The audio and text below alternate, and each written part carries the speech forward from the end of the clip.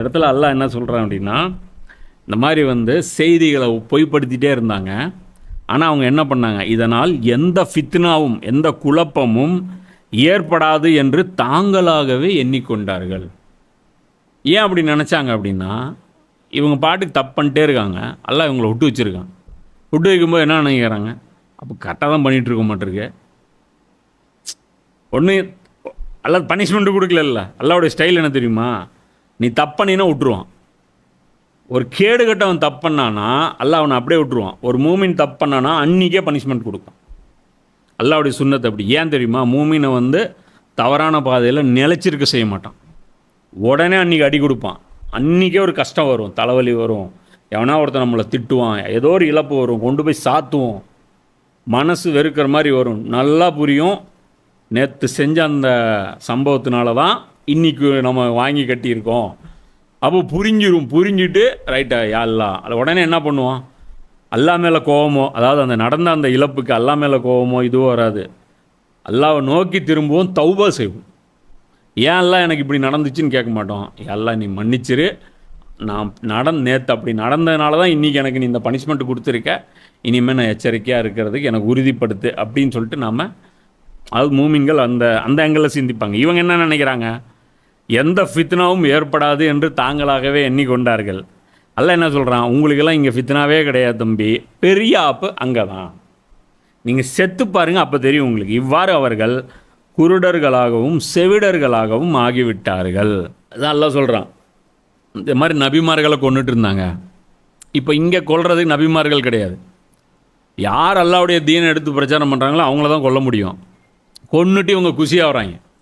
அல்ல அப்புறம் என்ன பார்க்குறாங்க பார்த்தீங்களா, எங்களுக்கு ஒன்றுமே நடக்கலை, நிலநடுக்கம் வரல, எங்களுக்கு பூகம்பம் வரல, அல்லாஹ்வுடைய பனிஷ்மெண்ட் வரல, நாங்கள் மென்மேலும் ஜெயிச்சிட்டே இருக்கோம் அப்படின்னு நினைக்கிறாங்க. அதெல்லாம் சொல்கிறேன். இவ்வாறு அவர்கள் குருடர்களாகவும் செவிடர்களாகவும் ஆகிட்டார். இவங்களுக்கு மேட்ரு புரியல. அல்லாஹ்வுடைய ரூல் இது கிடையாது. அது தௌராத்துலேயும் அதான் சொல்லியிருக்கான், இஞ்சிலையும் அதான் சொல்லியிருக்கான். என் ரூல் இங்கே பனிஷ்மெண்ட்டு, இங்கே பனிஷ்மெண்ட்டும் கிடையாது, பரிசும் கிடையாது, மண்ணாங்கட்டிங்களா. ரெண்டாவது உலகம் ஒன்று உருவாக்க வேண்டாம், அங்கே தாண்டா எல்லாமே ஜட்ஜ்மெண்ட்டு. செத்தவன்லாம் நஷ்டவாளி கிடையாது, இங்கே வாழ்ந்துட்டு இருக்கிறவங்களாம் பெரிய யோக்கியம் கிடையாது. என்ன ரஜினி கூட ஒரு பாட்டு போடுவாங்கல்ல, வெளியே உள்ள அத்தனை பேரும் புத்தன் காந்தி இல்லைங்க, உள்ளே இருக்கிற எல்லாரும் குற்றவாளி இல்லைங்கன்ற. அதே தான் மேலே திரிஞ்சிட்டு இருக்கிறவங்களாம் நல்லவங்க கிடையாது. பின்னர் அல்லாஹ் அவர்களை மன்னித்த போது அவர்களில் பெரும்பாலோர் இன்னும் அதிகமாக குருடர்களாகவும் செவிடர்களாகவும் ஆகிவிட்டனர். அவர்கள் செய்கின்ற எல்லா செயல்களையும் அல்லாஹ் உற்று நோங்கி கொண்டிருக்கிறான். அப்போது மன்னித்து திருந்த வாய்ப்பு கொடுத்தா பனிஷ்மெண்ட் கிடைக்கல அப்படின்னு தப்பிச்சிட்டாங்க அப்படின்னு அர்த்தம் கிடையாது.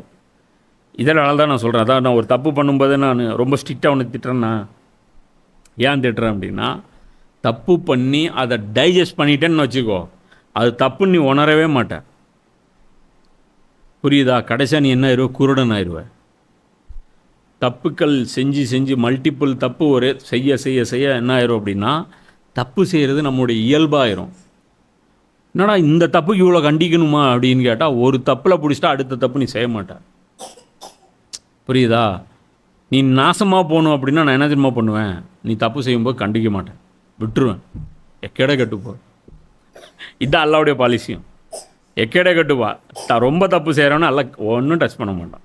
நீ போ ராஜா, நீ போ, எவ்வளோ ஓவராக பண்ணிக்கோ, கடைசியாக உனக்கு ரிவிட் இருக்கு.